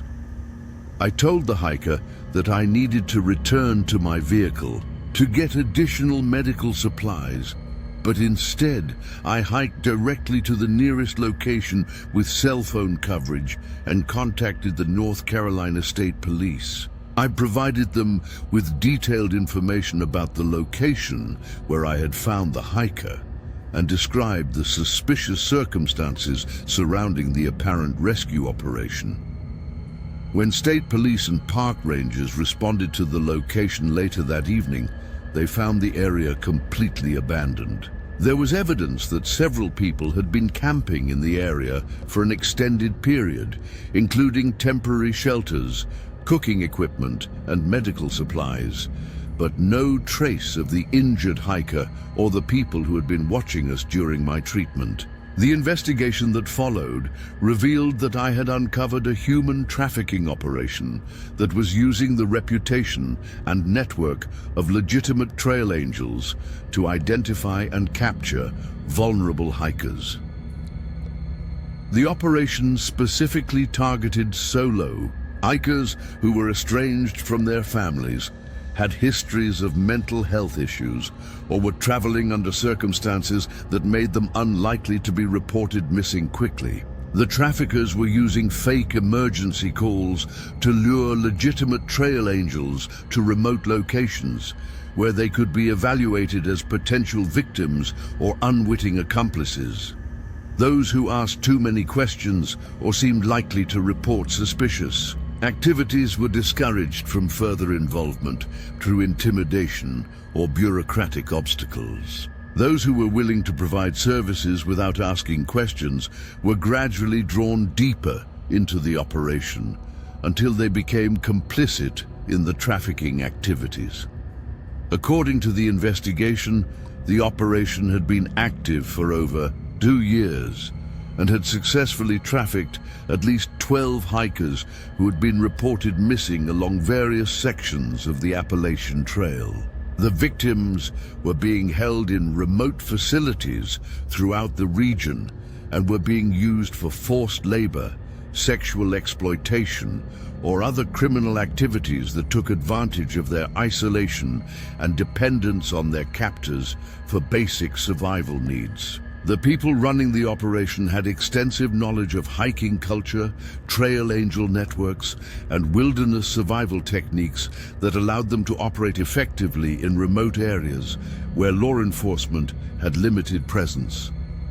They had also infiltrated legitimate hiking organizations and online communities where they gathered intelligence about potential victims and identified trail angels who could be manipulated into providing assistance. Several arrests were made during coordinated raids on suspected trafficking locations throughout western North Carolina and eastern Tennessee, but many of the victims were never recovered and are still listed as missing persons. The investigation also revealed connections to similar operations in other states along the Appalachian Trail corridor, suggesting that this was part of a much larger criminal network that was using America's wilderness areas as hunting grounds for human traffickers. I testified in the trials of the people who were arrested, but the experience fundamentally changed my relationship with the hiking community and wilderness areas that I had thought were safe refuges from urban violence. I moved back to Arizona within 6 months of the investigation and returned to working as an urban EMT, where the dangers are at least visible and predictable. The Trail Angel community along the Appalachian Trail has implemented new safety protocols and verification procedures to prevent similar infiltration by criminal organizations. But the damage has been done. Hikers who once trusted that any offer of assistance came from genuine good Samaritans now must carefully evaluate whether the people offering help might have ulterior motives. The wilderness areas that attract people seeking peace and spiritual renewal have been contaminated by predators. who understand that our desire to trust and help each other can be weaponized against us.